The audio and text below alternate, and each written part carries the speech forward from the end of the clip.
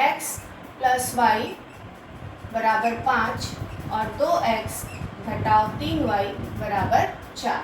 अब हम पहले समीकरण का नाम लिखेंगे। पहले वाले समीकरण को समीकरण 1 और दूसरे वाले समीकरण को समीकरण 2। x के पद का विलोपन करते हैं।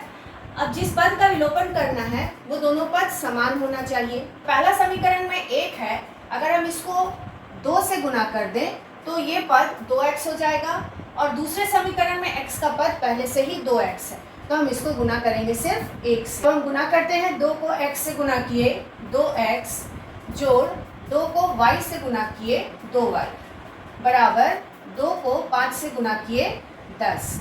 अब समीकरण 2 में आते हैं। समीकरण 2 को 1 से गुना करना है तो ये समीकरण ऐसा ही रह जाएगा जैसा है, क्योंकि 1 से गुना करने पर मान वही रहता है।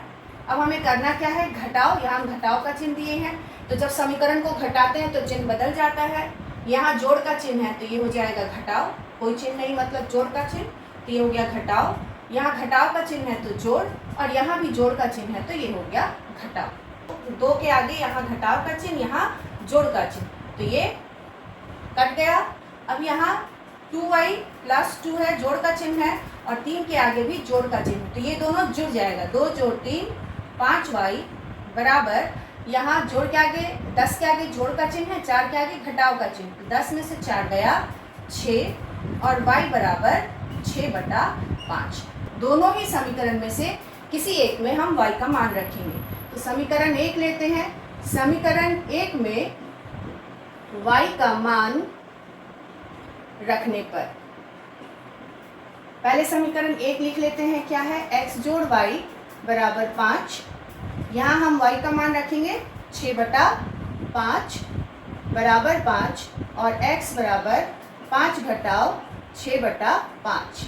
यहाँ नीचे हर में 1 लेंगे, 1 और 5 का लसा 5, 1 से 5 को भाग किए 5 और 5 को 5 से गुना किए 25 और 5 को 5 से भाग करेंगे 1 और 1 को 6 से गुना किए 6 ही रहेगा, और 25 घटाओ 6 19/5। तो इस तरह से हमें x का मान मिला 19/5 और y का मान मिला 6/5।